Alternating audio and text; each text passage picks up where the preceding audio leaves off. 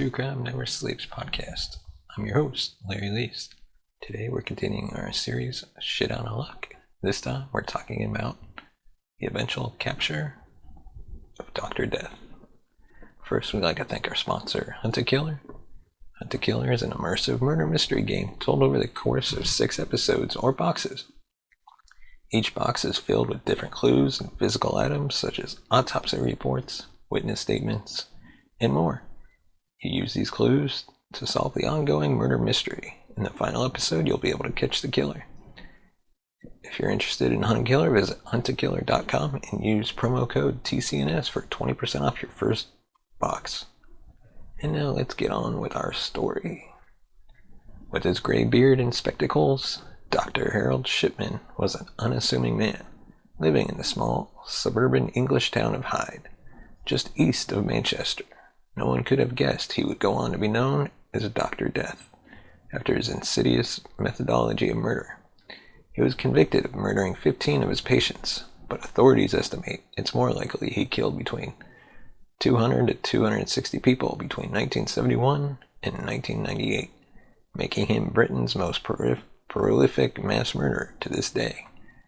The motive of his crimes is still unknown, and Shipman's twisted psychological landscape continues to puzzle investigators. Harold Frederick Shipman was born January 14th, 1946, in Nottingham, England. He came from a modest working-class family and was affectionately nicknamed Fred. He was said to be a very bright child, but also was described by some as a loner. A personal tragedy early in his life may have inspired his decision to go into medicine. As a teenager, he watched his mother die of lung cancer, observing helplessly as she was given injections of diamorphine to ease the pain of her disease, the very drug he later used to murder his own patients. She passed away when he was 17, and her loss, as well as her suffering itself, were said to have profoundly affected him in 1965. Shipman began his studies at Leeds University Medical School and began dating Primrose May Oxtoby. She became pregnant with their first child not long after they met, and were eventually murdered on November 5th, 1966. They had 4 children together and were seemingly an average, happy family. Shipman graduated from medical school in 1970 and began working as a junior doctor in West Yorkshire. In 1974, he secured his first general practitioner position at another medical center in the same town. Not long after he started there, his true colors began to show. Shipman had a heroin problem, or more broadly, a problem with injectable painkillers. In 1975, Shipman was caught forging prescription narcotics for his own use, and by February 1976, he was convicted of obtaining opioids through forgery and deception. As a result, Shipman lost his job, was fined £600, and briefly checked into a drug rehab clinic.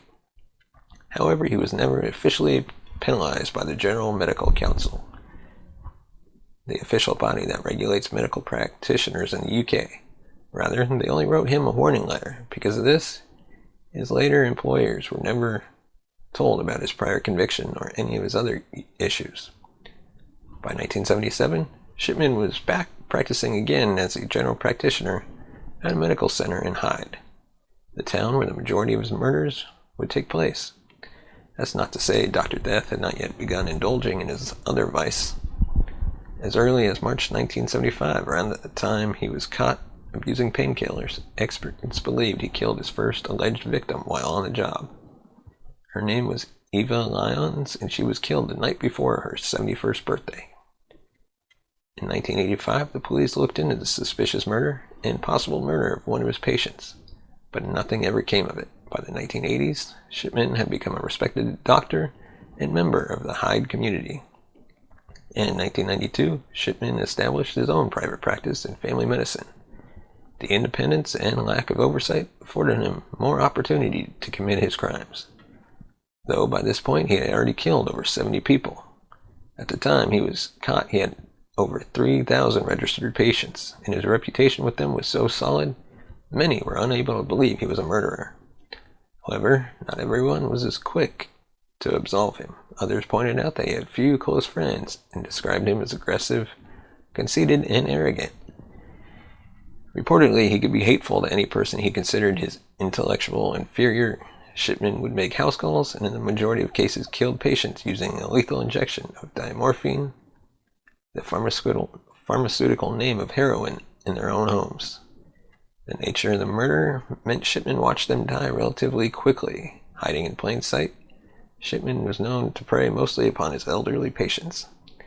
His victims were frequently older women who lived alone, but were in good health, and had only seen him for a checkup or to inquire about a mild affliction.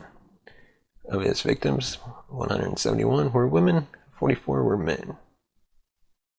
He was also known to target people with terminal illnesses and chronic conditions, but would also kill patients he merely considered annoying. Wow, for me, that would get rid of a lot of people. But that's a little messed up right there. Dame Janet Smith, a high court judge who served as the Shipman Inquiry chairperson, said of his ability to ensnare his victims. Many patients described him as having a wonderful bedside manner, especially with the elderly. He would make much of them and sometimes tease them gently. They liked it. He made them feel that he was a real friend as well as a doctor. Yet he would kill them. Shipman was also known for being blunt or straightforward with his patients in a manner that some found reassuring. For example, on February 28, 1998, Stephen Dixon called Shipman to ask about his father-in-law, Harold Edelston's cancer prognosis.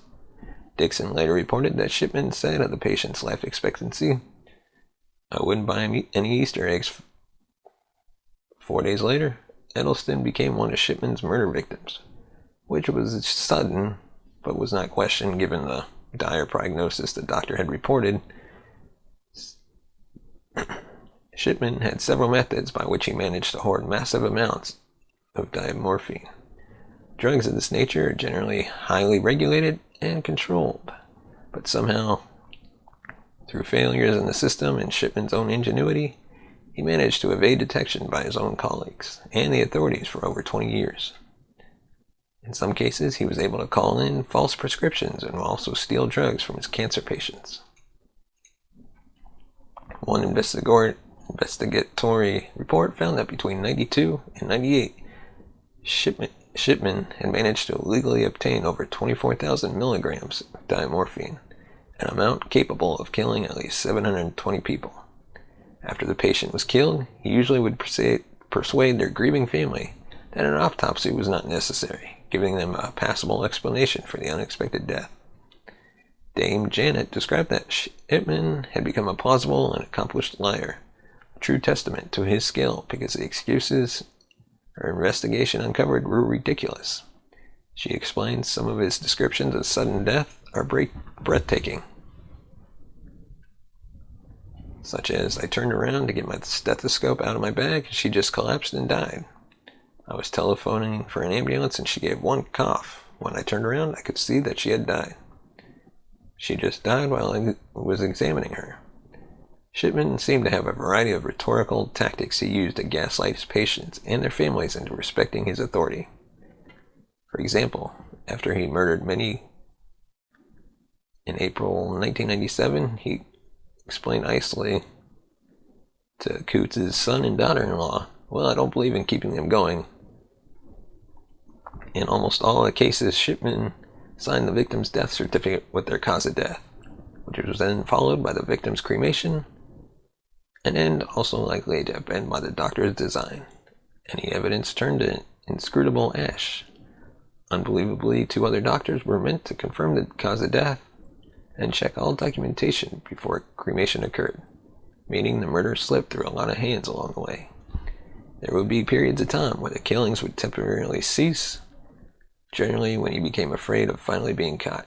Usually when he began murdering patients again, he would start with someone who was terminally ill. In 1997, he went on his biggest killing spree to date.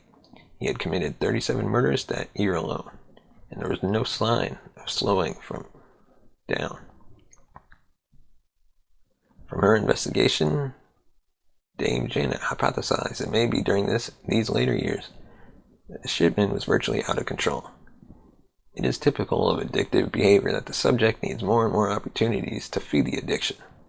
By 1998, suspicions began to arise about the high mortality rate among his patients. A nearby medical practice noticed the amount of deaths occurring under Shipman's care was 10 times greater than their office.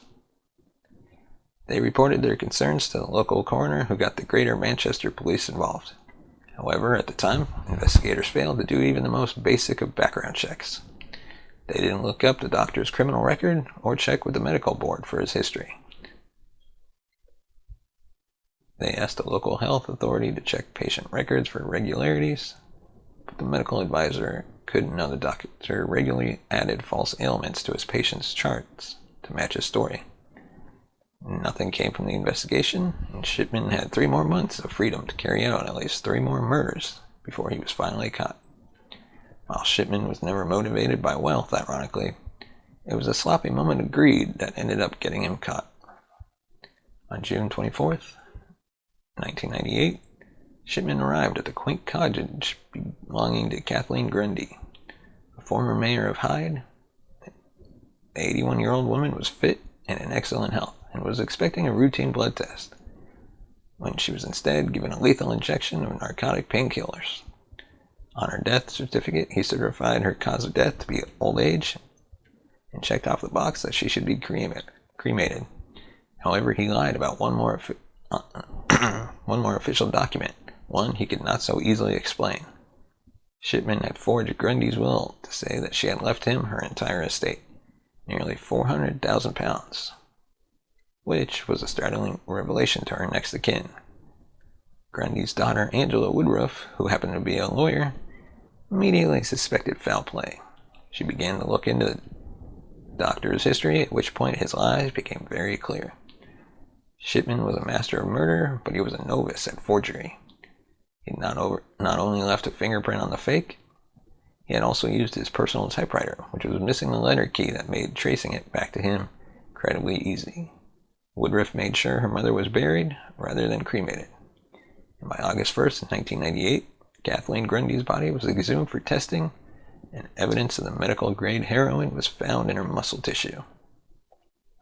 Shipman was arrested in relation to her murder on September 7th, 1998. Over the next 2 months, 11 more of his victims, who had been buried rather than cremated, all were exhumed, revealing the same damning conclusion. They were all murdered.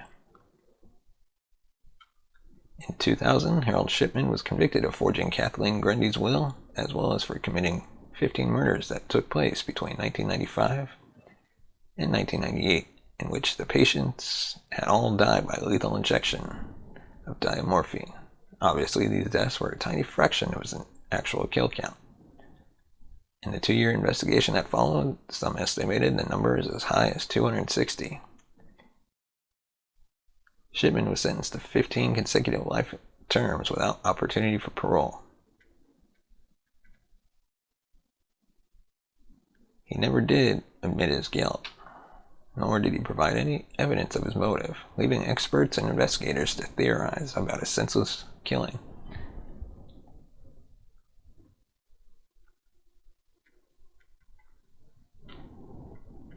And that is our episode for today.